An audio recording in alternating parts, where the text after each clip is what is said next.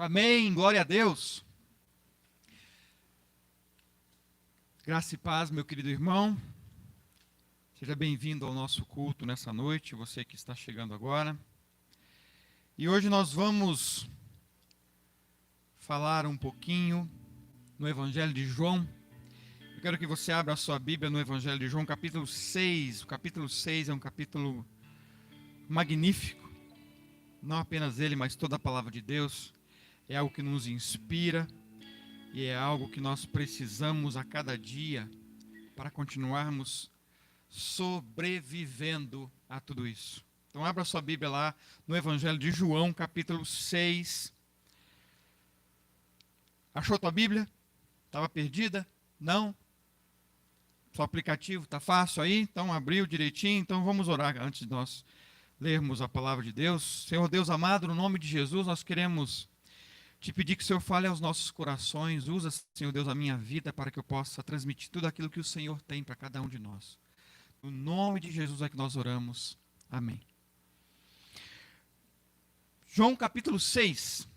Você abriu a sua Bíblia lá? Conseguiu achar? Evangelho de João capítulo 6. É a multiplicação de pães.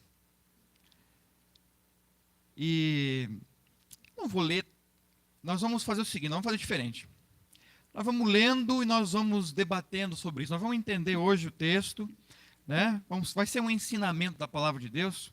Então nós vamos lendo o texto e nós vamos entendendo um pouquinho mais sobre essa passagem da palavra de Deus. No início do capítulo 6 diz assim, ó, depois disso, quer dizer que ele estava fazendo alguma outra coisa antes. Nós temos nos vários capítulos da Bíblia, em capítulo 5 também, depois disso, né? Porque mostra que ele estava fazendo algo, não quer dizer que estava numa sequência cronológica, mas ele estava fazendo alguma coisa, e depois daquilo que ele estava fazendo, voltou a fazer alguma coisa de novo.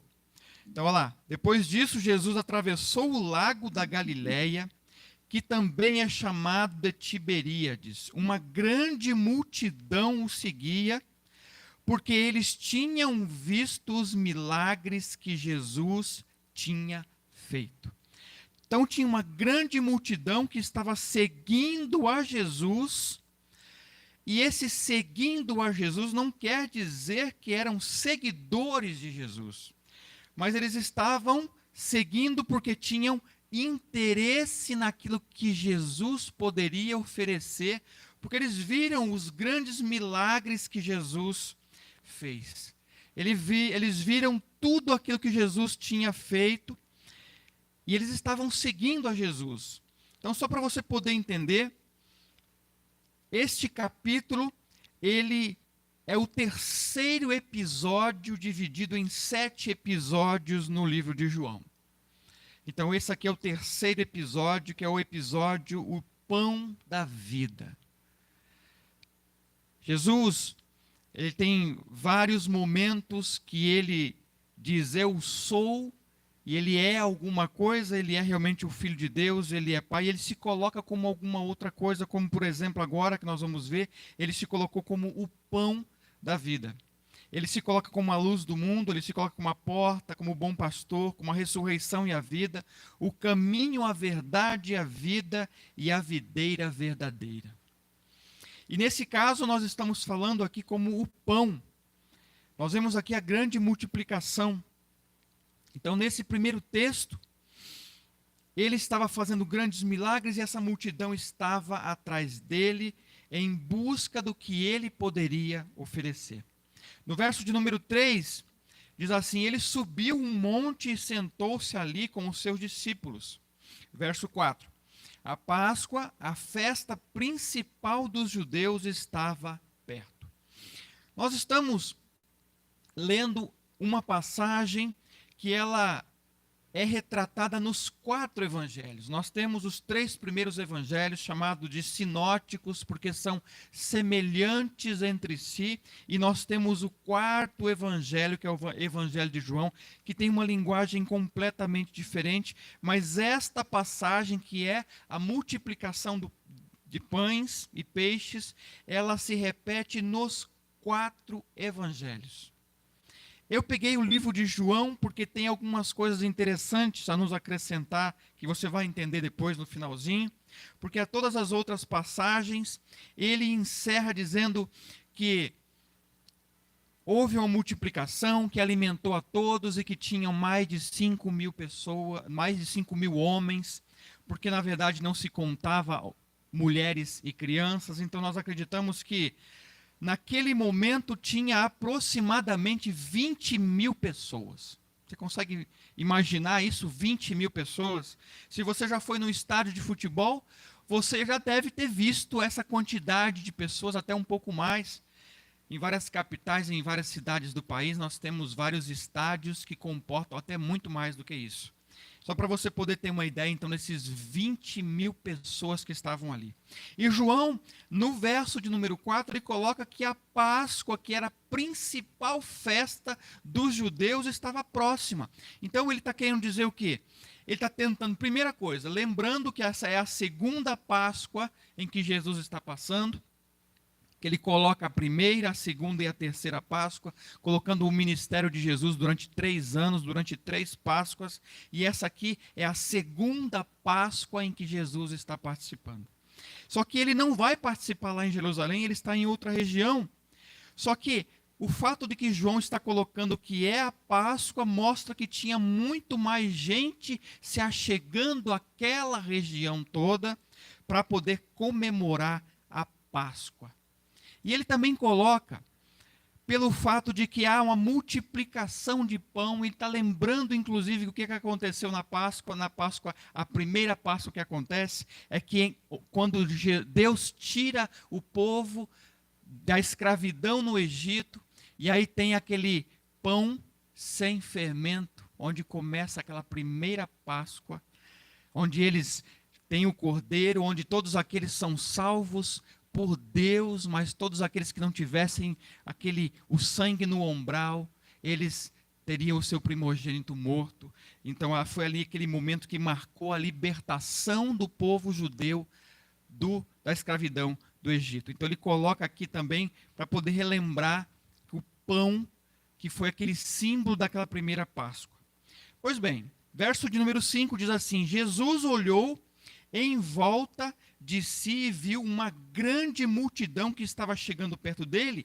Então disse a Filipe: onde vamos comprar comida para toda essa gente? Aqui é Jesus falando para Filipe, só que não quer dizer que Jesus não sabia como fazer, como resolver, porque nós devemos entender que quando Jesus faz uma pergunta, ele já sabe qual é a resposta.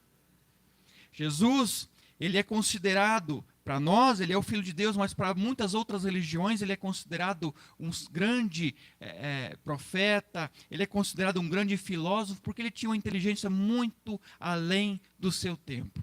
E por isso, ele, nesse momento aqui, ele faz uma pergunta para Filipe, para poder provocar ele, porque diz, inclusive, aqui nos versos sequentes, verso 6, ele sabia muito bem o que ia fazer, mas disse isso para ver qual seria a resposta de Filipe. E não apenas a resposta de Filipe, mas Jesus estava tentando treinar os seus discípulos, estava tentando, como um filósofo fazia naquelas épocas, estava tentando aguçar aquelas pessoas a ter as suas próprias respostas. E aí Filipe chega no verso 7 e diz assim, respondeu assim: para cada pessoa poder receber um pouco de pão, nós precisaríamos gastar mais de 200 moedas de prata. Essa aqui é a linguagem de hoje, já está colocando como moeda de prata, mas na tua Bíblia, que é uma Bíblia talvez com a versão mais clássica, você pode ver lá que existem 200 denários, e um denário, ele corresponde a um dia de trabalho. E por isso ele coloca aqui dizendo que não seria suficiente 200 moedas de prata, ou 200 dias trabalhados, ou, se nós pudéssemos inclusive pensar, 1 ano de trabalho. é mais ou menos um ano. Se você colocar lá 365 dias, tirar lá o final de semana, tirar lá mais ou menos os feriados e um mês de férias, você vai sobrar 200 dias. Então, 200 dias corresponde a um ano de trabalho, e esse um ano de trabalho não seria suficiente para alimentar toda aquela população que estava ali, de aproximadamente 20 mil pessoas. O pessoal que estava ali buscando a Jesus, atrás dele, buscando algo que era cura, a salvação, que era várias outras coisas, mas estavam seguindo a Jesus, mas não como seus seguidores, mas estavam buscando pelas curas que Jesus havia feito. O verso de número 8 diz assim: então um dos discípulos, aí aparece um dos discípulos, o André, irmão de Simão Pedro, e disse, só que quando ele fala isso aqui, ele tem um tom de brincadeira, porque ele simplesmente não está dizendo assim, não, ó, eu consegui um jovenzinho, um garoto que tem aqui alguma coisa, não.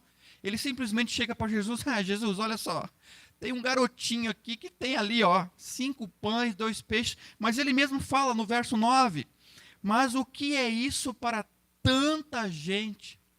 E aqui Jesus disse para os discípulos, digam a todos que se sentem no chão. Lá era um morro, né, grama para todos os lados, ali naquela região, e ele pede que todos se assentem, e ele organiza isso aí em grupos de 50, e diz assim, ó, então todos se sentaram, e aí tem a parte que na minha Bíblia está entre parênteses, porque quer dizer que não está no texto original, mas é para explicar o texto, que diz, havia muita grama naquele lugar, e estavam ali quase 5.000 homens, e por isso que nós entendemos que havia naquele local aproximadamente 20 mil pessoas. E no verso de número 11 diz assim, em seguida Jesus pegou os pães, deu graças a Deus e o repartiu com todos, e fez o mesmo com os peixes, e todos comeram à vontade. Quando já estavam satisfeitos, ele disse aos discípulos, recolham os pedaços que sobraram, a fim de que não se perca nada. Eles ajuntaram os pedaços e encheram 12 cestos com o que sobrou dos 5 pães. Resumindo tudo isso, para ver o que nós vamos aprender com tudo isso, a primeira coisa que a gente consegue aprender, o primeiro segredo de tudo isso é que Jesus, ele usa aquilo que nós temos. Ele usa. Então, o segredo da multiplicação começa pelaquilo que você tem.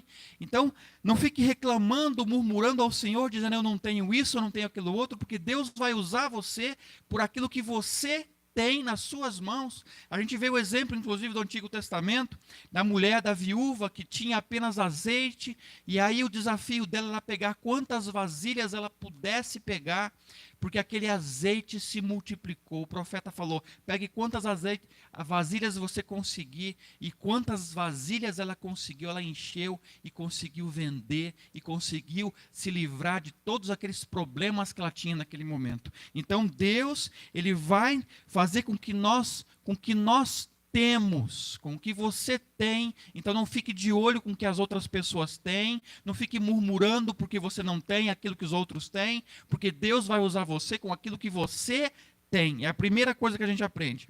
E a segunda coisa que nós vamos aprender aqui é que nós precisamos ser organizados, nós precisamos organizar tudo.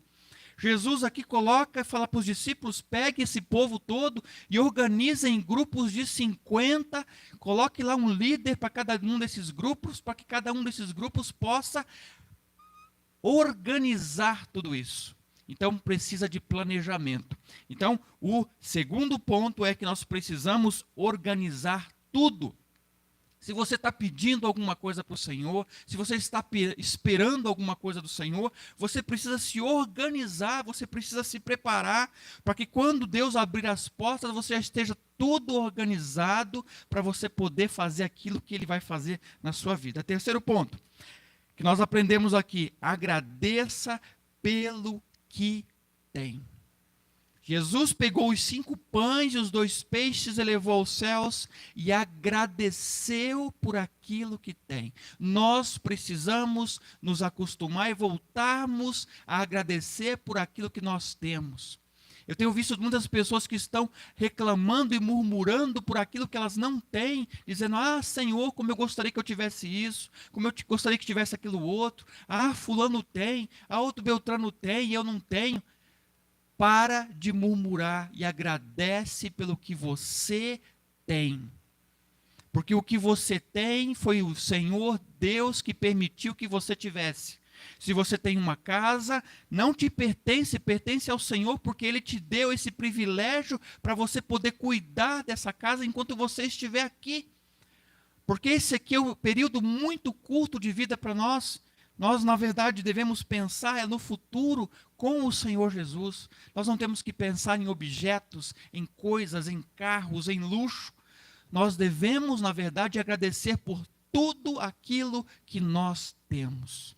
Agradecer pela comida, agradecer pela roupa, agradecer pela cama confortável, agradecer pelo cobertor, agradecer por tudo que nós temos. Isso é muito importante. 4º ponto. Reparta com os outros. Eu sei que muitas pessoas já avaliaram essas passagens aqui de multiplicação dos pães e ficam imaginando situações como que quando você ia para a escola, primeiro dia de aula, levava na sua lancheira o seu lanchinho, e aí quando chegava na hora do recreio, você ia para o recreio e ficava com a sua lancheirinha fechada. Ninguém, só esperando alguém abrir uma lancheira para você poder abrir a sua. E aí todo mundo fazia a mesma coisa, e aí todo mundo voltava do intervalo para a aula, e dentro da sala a pessoa fazia assim, ó, enquanto a professora ia falando, ia pegando um biscoitinho, ia comendo. Era para ter comido lá no intervalo, mas as pessoas ficaram o quê? Ficaram com medo. Não, não vou abrir, porque se eu abrir aqui tem esse monte de gente, o povo vai catar tudo que está aqui e eu vou ficar sem. Nós não devemos pensar dessa forma. Nós devemos simplesmente repartir o que nós temos. E aqui, muitas pessoas inclusive falam, não, isso aqui não foi um milagre. Na verdade, as pessoas tinham ali tudo guardado. E aí, conforme Jesus começou a dizer para o povo começar a repartir, o povo começou a tirar da bolsa. Não, isso aqui foi um milagre realmente. Jesus multiplicou, Jesus alimentou toda essa multidão com pães. Porque Jesus é o pão da vida. E ele começa todo esse capítulo 6, que nós vamos inclusive fazer uma série de mensagens nesse capítulo, para que nós possamos ver até no final e perceber tudo o que ele queria falar sobre isso. E o que nós aprendemos inclusive aqui, primeiro, segredo da multiplicação. Ele vai começar pelaquilo que você tem. Segundo, ele vai pedir para você se organizar. Terceiro, que você precisa agradecer por tudo que você tem. Quarto, que você precisa repartir com os outros aquilo que você tem. Não fique retendo para si. Muitas vezes você tem lá na sua despensa coisas que acabam estragando e você não ajuda as outras pessoas. Você não simplesmente passa, você vai lá acumulando e quando você vai lá ver, tem lá feijão já todo bichado, já tem arroz estragado, já tem formiga comendo açúcar. Você vai acumulando aquelas coisas, mas não divide com os outros. Então nós precisamos aprender a repartir com os outros. E o 5º ponto, que nós aprendemos tudo isso hoje, é que nós não podemos desperdiçar. Nós não podemos desperdiçar. O verso de número 12 diz assim, ó, quando já estavam satisfeitos, todos já tinham comido o suficiente para poder ficar, ó, não quero mais, já é o suficiente. Quando já estavam satisfeitos, ele disse aos discípulos, recolham os pedaços que sobraram, a fim de que não se perca nada, não desperdice nada, aprenda. Ah, é uma moedinha que está no chão, eu não vou nem baixar para poder pegar, é uma moeda de 5 centavos, para que serve isso? Para com isso, não desperdice nada. Eu sei que no nosso país nós temos uma fartura muito grande de alimentos. Nós temos. E eu sou, inclusive, descendente de nordestino, e lá era muita fartura. Quando vai fazer um almoço de família, é aquele monte de gente, é aquele monte de comida que a gente não sabe de onde que vai aparecer tanta gente. Né? Tá lá 20 pessoas reunidas, tem comida para um batalhão de uns 200. porque é fartura, o brasileiro tem essa mania de fartura. Mas não desperdice, não jogue nada fora. Tem pessoas, inclusive, que chegam em casa, almoçam um arrozinho feito na hora, depois no outro dia, não quero arroz feito e requentado, não, de jeito nenhum. Então, na crise que a gente está, que a gente não pode nem falar que está comendo arroz, senão o povo olha estranho para você, para com isso. Não vamos desperdiçar de jeito nenhum. Não desperdice nada, aprenda. E essa passagem nós conseguimos aprender esses 5 segredos aqui, que é o segredo da multiplicação. Só que nós só não aprendemos isso. Nós aprendemos algumas outras coisas.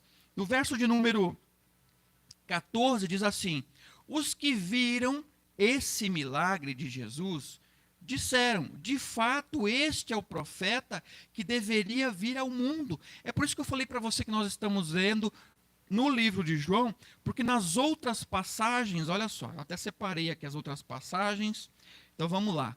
Em Mateus, a mesma parábola está no capítulo 14 e ela vai do verso de número 13 até o 21. Então o 21 diz assim, ó: os que comeram foram mais ou menos 5.000 homens, sem contar as mulheres e as crianças. Encerrou aqui. Tá? A parábola em Mateus encerrou aqui. Depois, a partir do verso de número 22, já é outra coisa. Vamos lá. Em Marcos é no capítulo 6, a partir do verso de número 30 e vai até o 44. O verso 44 diz assim: foram 5.000 homens os que comeram os pães. Vou começar até por 42. 42 diz assim, ó: todos comeram e ficaram satisfeitos. E os discípulos ainda recolheram 12 cestos cheios de pedaços de pão e de peixe. Foram 5.000 os homens que comeram os pães. Encerrou aqui. Vamos lá para o livro de Lucas. O livro de Lucas está no capítulo 9, a partir do verso de número 10, e vai até o 17. E o 17 diz assim: todos comeram e ficaram satisfeitos, e os discípulos ainda encheram 12 cestos com os pedaços que sobraram. Então, por que existe 4 evangelhos? Por que então se conta tantas mesmas histórias? Primeiro que é de pontos de vistas diferentes. Cada livro é escrito para um povo diferente.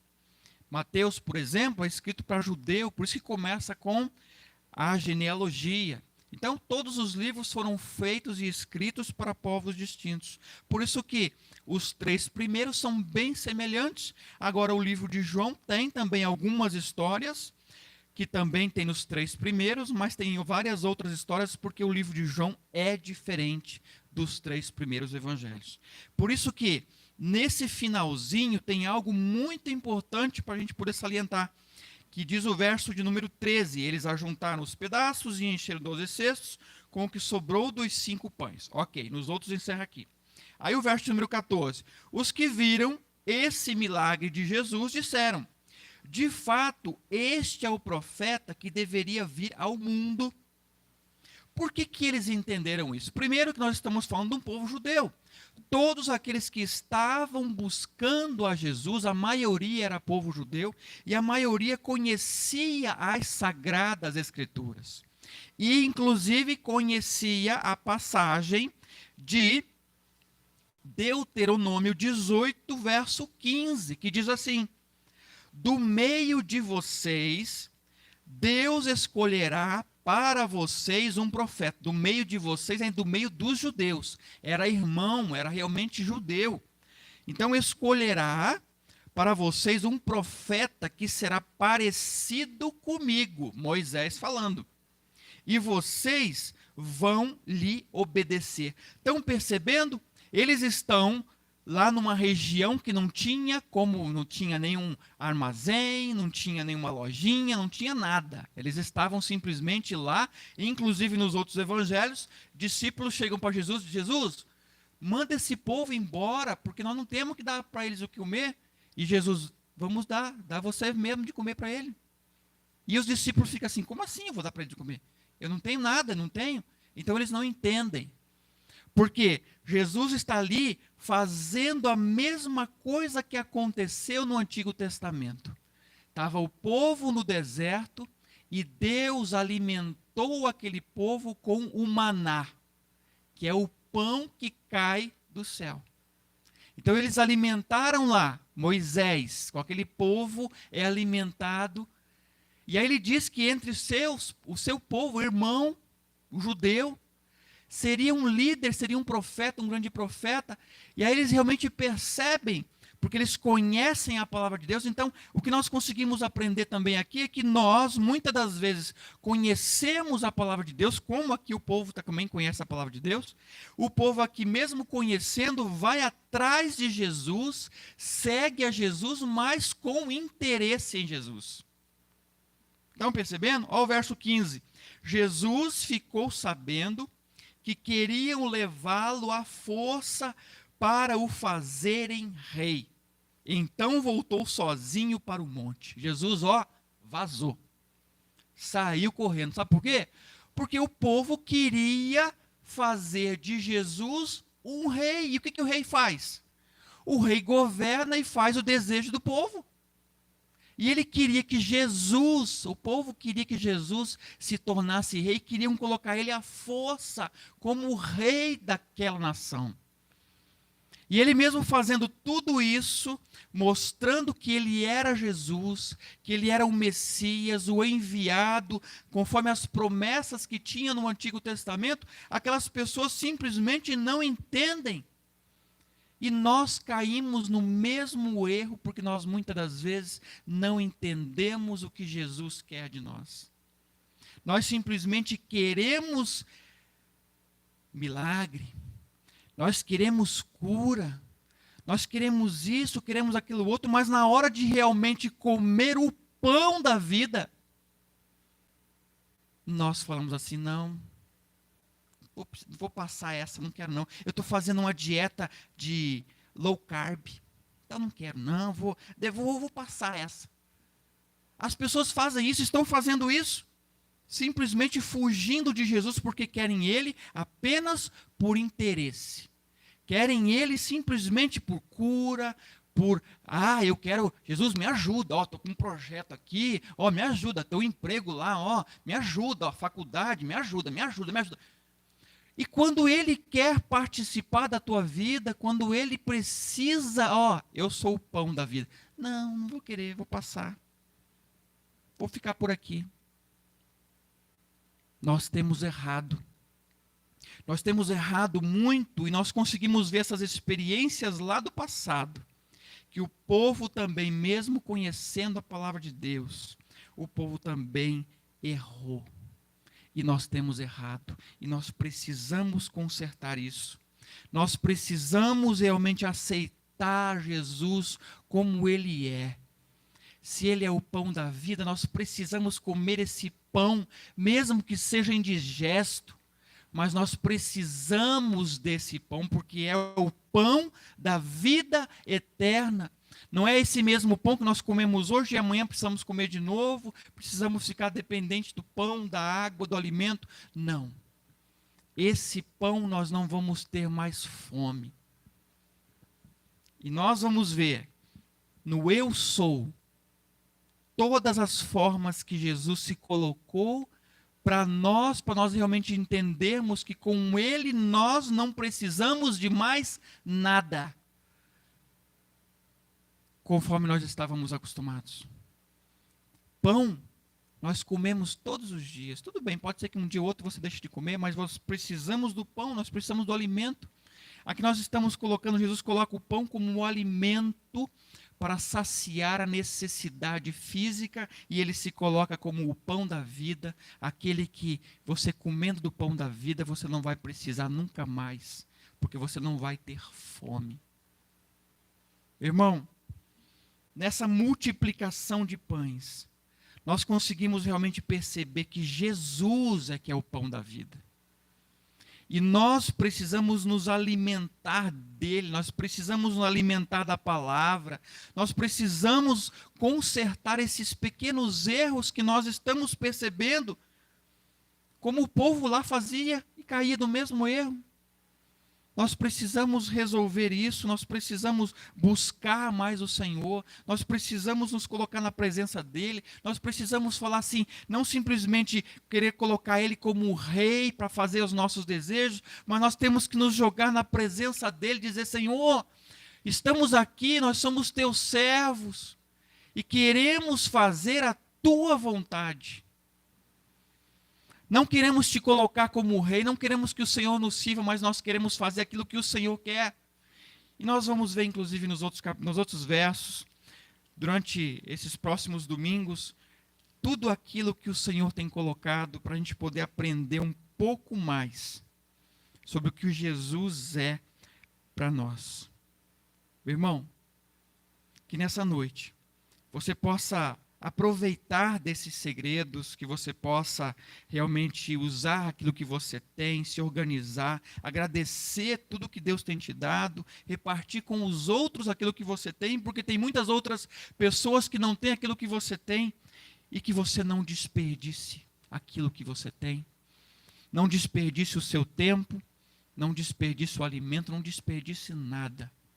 Esses aqui são os segredos dessa primeira parte. Que você possa lembrar disso.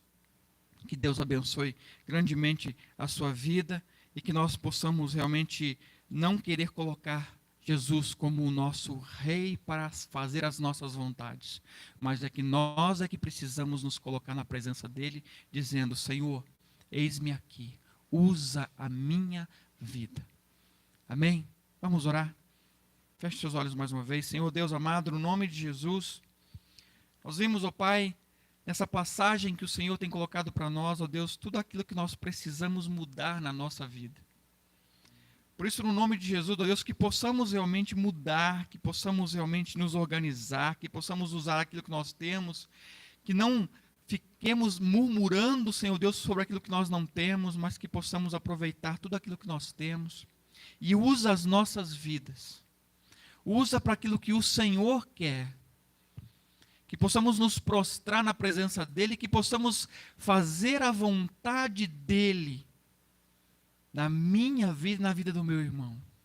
Que possamos levar a palavra do Senhor àquelas pessoas que ainda não conhecem, aquelas pessoas que estão morrendo, pessoas que estão afastadas, pessoas que estão simplesmente achando que Deus deveria fazer algo em prol dessas pessoas.